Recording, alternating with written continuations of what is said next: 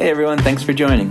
I'm Greg, and in each episode, we'll explore the spending plan of a household through the eyes of three financial experts: Dave Ramsey, the Money Guys, and Ramit Sethi. I'm not a financial expert, I'm just a guy with some spreadsheets and a calculator. Welcome to Money Month.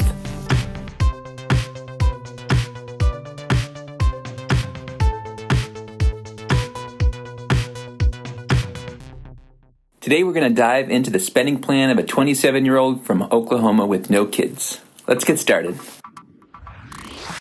Okay, 27-year-old from Oklahoma with no kids. You have $9,000 in assets, $3,350 in investments, $1,325 in an emergency fund, $0 in pre-planned savings, $0 in high-interest debt, and $8,100 in low-interest debt for a total net worth of $5,575. You have a gross monthly income of $3,200. Your net monthly income is $2,645. So over a year, it's about $36,000 a year. Now let's do a breakdown of fixed costs. Rent is $735. Grocery is $230. Car loan is $300. Water is $45. Electricity $100. Internet $100. Phone $120. Insurance is $80. Transportation is $200. Clothes $20. Subscriptions $25. Miscellaneous for things you forgot $188. For a total fixed cost of $2,143. Your investments, $175 going toward pre-tax retirement savings, your 401k. And your savings goals are $235 going to an emergency fund. Guilt-free spending, $92. Let's look at the spending plan through the eyes of Dave Ramsey. Dave Ramsey has the 7 baby steps. Let's see which step you're on and how long it will take you to get to the last step. Baby step 1 is save $1,000 in your starter emergency fund. The purpose of the emergency fund is to act as a safety net to cover unexpected expenses and emergencies that might come up, like car repairs, medical bills, or home maintenance. If unexpected expenses and emergencies come up and you don't have an emergency fund, you may be tempted to go into debt to cover those expenses, which Dave Ramsey wants you to avoid at all costs. So this starter emergency fund helps break the cycle of relying on credit cards or loans to cover emergency expenses and can provide you with peace of mind. Have you saved $1,000 in your emergency fund? Yes, you have. So congratulations, you've done that. You saved $1,325. So you get to move on to baby step 2. Baby step 2 is pay off all debt except the house using the debt snowball. For Dave Ramsey, debt is dumb and cash is king, so he wants you to pay off all non-mortgage debt as quickly as possible. To pay off debt, he recommends using the debt snowball. This is where you list all your non-mortgage debts in order from smallest to largest balance, regardless of interest rate. This includes credit card debt, student loans, car loans, medical bills, and any other outstanding loans. You make minimum payments on all those debts except your smallest debt. For your smallest debt, you pay as much extra as possible until it's paid off. Then, once your smallest debt's paid off, you take the money that you were using to pay off that debt and apply it to the next smallest debt. This creates a snowball effect where the payments toward each debt increase as each debt is paid off. You keep repeating this process until all your non-mortgage debts are paid off. The logic behind it is that with each debt you pay off, you gain momentum and motivation to continue tackling the remaining debts, and you celebrate each milestone and victory along the way. The goal is to complete baby step 2 in 2 years or less. Completing this step will require focus, sacrifice, and discipline. You may need to cut your expenses or increase your income or both. For Dave, if you have any non-mortgage debt, then your house is on fire and you need to put out that fire as quickly as possible. Have you paid off all your non-mortgage debt? No, not yet. You have $8,100 left to pay on a car loan. If you are following the baby steps, then after saving up $1,000 in your emergency fund, then all extra money should go towards paying off your car loan, which means reducing your emergency fund from $1,325 to $1,000 and using that $325 to bring your balance owed on that car loan down to $7,775. And instead of saving $235 more to your emergency fund each month, put that money toward the car loan, which brings your monthly car loan payment to $535. Also, instead of contributing $175 to your 401k, which you're not supposed to do until baby step 4, you would redirect that money to pay off your car loan sooner. which would bring your monthly car loan payment to $710. So if you were to do that, let's take a look at these numbers. We're going to pull up a debt payoff calculator. Your current balance owed is $8,100. I don't know your interest rate, so let's put in 5%. You're currently paying $300 per month. It would take 29 months to pay that off, and your total interest paid would be $516. Okay, now let's see what this looks like if you follow the baby steps instead. First, you use the extra $325 from your emergency fund and bring the balance owed to $7,775. So let's plug that in there. We'll keep the interest rate at 5%. And instead of paying $300 a month, we'll add the $235 you were saving towards your emergency fund and the $175 you were saving for retirement to bring your monthly car loan payment to $710. That would take you about 11 months to pay off, and you'd end up paying $221 in interest. Once you pay off that car loan, celebrate it, take the win, and since you have no other debts, you could scream, "I'm debt-free," like so many others have done. Then you could move on to baby step 3. Baby step 3 is save 3 to 6 months of expenses in a fully funded emergency fund. The purpose of baby step 3 is to finish off the emergency fund that you started in baby step 1. If you're on baby step 3, you've already saved $1,000. So in this baby step, you keep saving until you've piled up 3 to 6 months of fixed cost expenses. If you have an emergency and need this money, use it. That's what it's there for. Just remember to replenish the fund as quickly as possible before moving on to the next baby steps.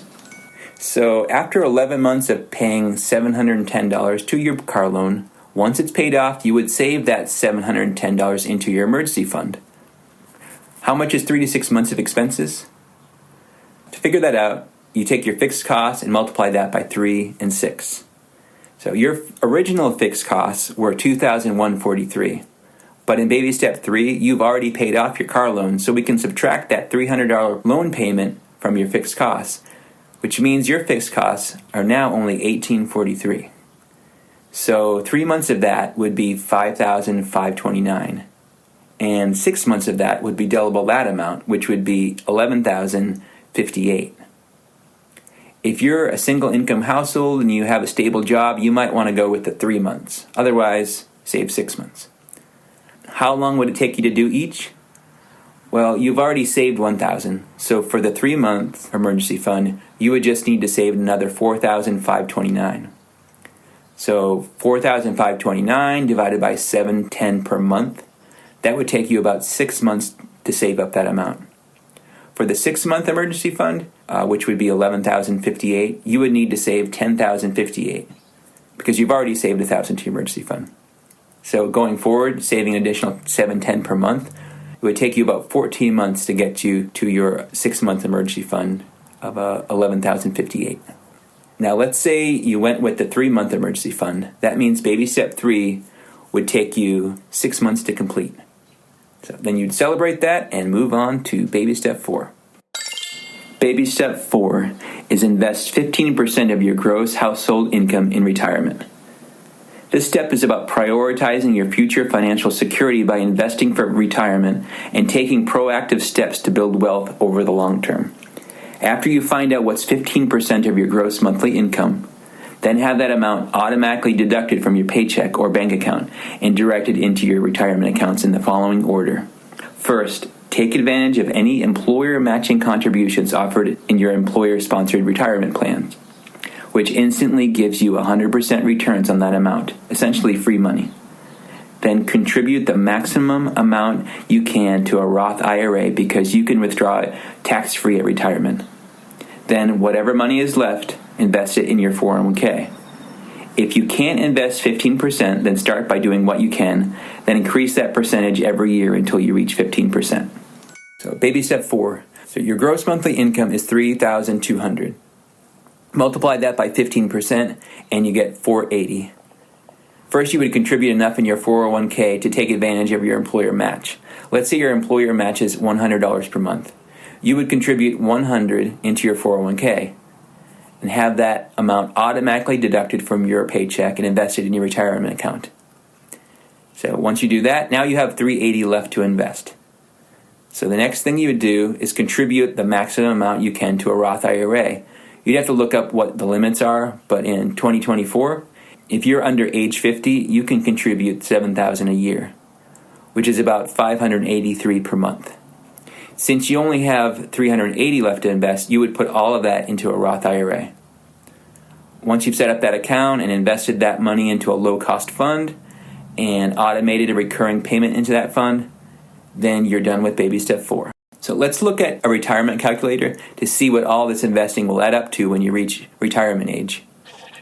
So we estimated that it would take you about a year and a half to get to baby step 4. So let's say you're about 28 years old. And let's say your expected retirement age is 65. Historically, the market has given 10 to 11% rates of return, but let's be conservative with this and say 7%. So you're going to contribute $480 per month, which is $5,760 per year. And according to the spending plan, your current retirement savings are $3,350. By age 65, without ever increasing your contributions in 36 years, you should have about $1,116,000. Obviously, if you're able to increase your contributions during those years, your savings could add up to a whole lot more than that. One thing you might have noticed is that in baby step 2, you spent $710 per month to pay off your non-mortgage debt, and in baby step 3, you spent $710 a month to save for an emergency fund. But in baby step 4, you only have to spend $480 towards investments, which leaves you an extra $230 a month. What will you do with that extra money? There are only 3 things you can do with money: spend it, save it, or give it away. I think Dave Ramsey would suggest doing all 3. So let's look at some reasons to spend it. If you made it this far in the baby steps, you probably had to make some sacrifices to make it happen. Maybe you haven't seen the inside of a restaurant in a long time. Maybe you haven't taken a vacation. This could be a time to reward yourself for all your hard work. But whatever you do, make sure you don't get into debt to do it. So let's look at some reasons to save. If you're following the baby steps, one of your goals is to stay out of debt. So you might want to start saving for big ticket items that you would otherwise need to borrow money for, like your next car. Ideally, you'll want to keep your current car for as many years as it's safe and reliable to drive. Figure out how much you might plan to spend on your next car and when you might need to buy it. That will tell you how much to save for it each month. Let's say you'd like to be prepared to spend $10,000 about 7 years from now. So 10,000 divided by 7 is 1,429 per year that you need to save, which is 119 per month. So you'd put 119 per month in a high interest savings account. So when it's time to buy a new car, you could just grab that money and pay cash for it. Or maybe you plan to buy your own home someday. You could start saving up for your down payment. Let's look at some reasons to give your money away. It feels great to contribute to causes that you support and to know that you're making a difference in the world. So if you have any money left over after spending it, saving it, and giving it away, what should you do with it? Let's go look at the next baby step. Baby step 5 is save for your children's college fund. You don't have any kids, so you can skip this step. Baby step 6 is pay off your home early. And you don't own a home, so you can skip this step too. Baby step 7 is build wealth and give. This is the culmination of Dave Ramsey's financial plan, where you achieve true financial peace by using your wealth to live a fulfilling and meaningful life, pursue your passions, and make a positive impact on the world around you. So there you have it, the baby steps. To recap, you're currently on baby step 2. It will take you about 11 months to complete it, then about 6 months to complete baby step 3. So altogether, it would take you about a year and a half to reach baby step 4. Since you have no children to save for college, you can skip baby step 5, and since you have no mortgage to pay off early, you can skip baby step 6, which means you reach baby step 7, the final baby step, at the same time you reach baby step 4 in about a year and a half. Now let's look at your spending plan one more time and see what Dave Ramsey might say about it. The biggest thing that sticks out to me is your income. $3,200 a month is on the low side, but you're still young and at the start of your career. You could pick up some side hustles and rack up all the extra hours you can, especially when you're paying off debt and saving up your emergency fund. You can consider a different job. If you love your job and has the potential for large pay increases, then maybe stay where you're at, but otherwise consider looking for a higher paying job in your field, or see if there are other fields you could move into to start making more. Maybe there are classes you could take or degrees you could get that would double or triple or 10x your income. Look at everything you own, sell anything you don't absolutely need, and look at cutting your expenses, especially when you're paying off debt and saving up your emergency fund. Cut anything that can be cut. Live on rice and beans, get books, movies, and music from the library, but reducing any expense could get you to the next baby step that much faster. To stay motivated, you can watch debt-free screams on YouTube. You'll probably come across people who paid off the same amount of debt you're trying to pay off. A monthly finance tracker. So you have your spending plan. Now you might want an easy way to make sure you're on target with that plan every month. There are all kinds of apps out there, like EveryDollar and YNAB. If you don't have an app, or if you want to consider an alternative, you could use a simple spreadsheet that I used for years before I made my own desktop app. So here's the spreadsheet. You just take the items from your spending plan and add them to the monthly finance tracker with the expected dates that you'll need to make payments and the dates you'll get paid. Once you make the payment or get paid, you record the actual date, a check number or confirmation number, and any comments you want to add. That way you can see how you're doing throughout the month and make adjustments accordingly. One of the most important things I used it for was to make sure that my checking account never got below zero. So I always like to keep a cushion of at least a few $100s in there, so there's no chance that it will go below zero. You put your plan there, and you can see how much money you have left over at the end of that month, and any money that you have left over, you'd move it to the starting balance of the next month. If it's more than you need to pay for your expenses for that month, then you could figure out other places to put it, whether it's saving it or spending it or giving it away, whatever your situation is. The MoneyMonth app works the same way. This is the app that I use myself.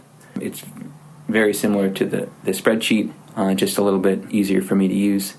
So you just take the items from the spending plan and add them to the app with the expected dates that you'll need to make payments and the dates you'll get paid. And once you make the payment or get paid, you record the actual date, a check number or confirmation number, and any comments you want to add. This also has some other features where you can see how much you've spent on certain items over a certain period of time. It can show you the average amount you spend, etc. So the more you use either the spreadsheet or an app or whatever app you're already using, you should be able to look at that to see what you're spending your money on and how much things are costing you. And then you can get a better idea of what your costs will be in the future. After you do it a year, you can see, say you do it in January of this year, then come January of next year, you can look back on that January of the previous year to find out what your expenses might be for this January. Sometimes things are, you have seasonal expenses, and you can start planning for those. You can anticipate the differences that will come up. Sometimes your electricity bill will be higher certain months. Maybe your water bill will be higher certain months and lower other months. Based on that, you can figure out roughly how much you're going to need to spend on those months. If you have any comments or questions about the spreadsheets, the MoneyMonth app, or my analysis of anything, feel free to hit me up in the comments, and I'll do my best to respond to you in the comments or in a future episode. In the next episode, we'll look at your spending plan through the eyes of the Money Guys and take you through their financial order of operations, the Money Guys FOO. Whether you're following Dave Ramsey's baby steps, the Money Guys FOO, Ramit Sethi's ladder of personal finance, or your own plan, the key is finding a plan that works for you and sticking to it. And that's a wrap on another episode of Money Month. Thanks for joining. If you enjoyed the show, please like, subscribe, review, add comments, and tell your friends. If you want to play along at home, I'll add some links so you can download the spreadsheets in the desktop app. We'll be back soon with more tips, tricks, and insights to help you achieve your personal finance goals. Until then, keep learning, keep growing, and keep making every month count with Money Month.